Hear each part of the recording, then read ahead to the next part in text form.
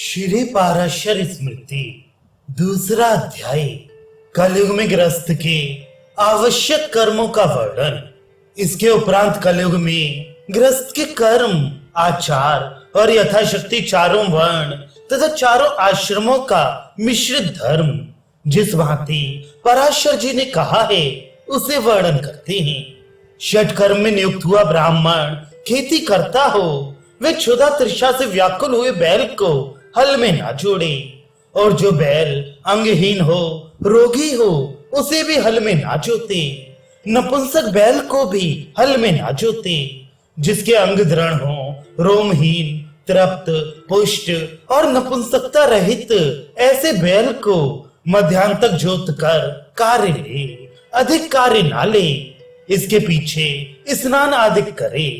इसके उपरांत जप, देव पूजा, होम, वेदाध्ययन का अभ्यास करते रहे और 1, 2, 3 या 4 स्नातक ब्राह्मणों को भोजन कराए। जो धान्य अपने जोते हुए खेत में उत्पन्न हुए हो या जिन्हें अपने परिश्रम से संचय किया हो, उन धान्यों से पंच यज्ञों को करे और विशेष यज्ञ आदिकों को भी कर ले।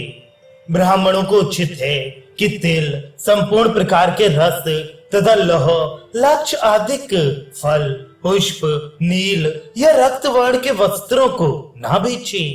ब्राह्मण को खेती करने से बड़ा पाप होता है, परंतु 8 बैलों वाला हल धर्म पूर्वक उत्तम है, 6 बैलों का हल मध्यम है। जो मनुष्य 4 बैलों को हल में जोतते हैं वे दयाहीन हैं, और जो 2 बैलों को हल जोतते हैं वह गोहिंसक हैं। 2 बैलों वाले हल को पहर भर दिन चढ़े तक जोतना उचित है, और 4 बैल वाले हल को मध्याह्न तक जोते। हल में 6 बैलों को जोत कर तीसरे पहर तक कार्य ले, और 8 बैल वाले हल को सायंकाल तक जोते। इस भांति आचरण करने से ब्राह्मण नरक में नहीं जाता। इस ब्राह्मण को दिया हुआ दान प्रशंसनीय और स्वर्ग का देने वाला है। जो पाप वर्ष दिन में मत्स्य घात करने से होता है, वही पाप एक ही दिन में हल्के काष्ठ के अग्रभाग में लोहा लगाकर जोतने से होता है। जो बिना अपराध फांसी देता है, जो मत्स्य घाती मृग आदिकों की हिंसा करता है तथा पक्षियों को मारता है, और जो खेती करने वाला ब्राह्मण दान ना करता हो, ये 5 जन पाप करने में बराबर हैं। ओखली, चक्की, चूल्हा तथा जल से भरे हुए पात्रों के स्थान, बुहारी, इन 5 वस्तुओं से नित्य प्रति हिंसा होती है।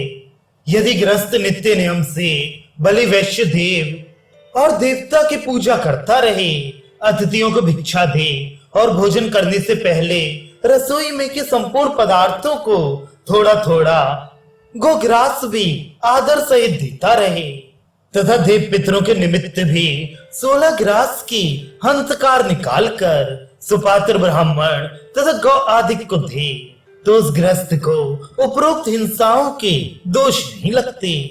खेती करने से वृक्षों का छेदन और पृथ्वी का भेदन होता है, और हल से कृमिक आदि असंख्य जीव मरते हैं। इन पापों से मुक्ति होने के निमित्त खेती करने वाले को खल यज्ञ आदि अवश्य करने चाहिए। जो खेती करने वाला मनुष्य अन्न के ढेर में से प्रथम भाग सुपात्र ब्राह्मण को नहीं देता, वह चोर, पापी और ब्रह्म हत्या करने वाले के समान है।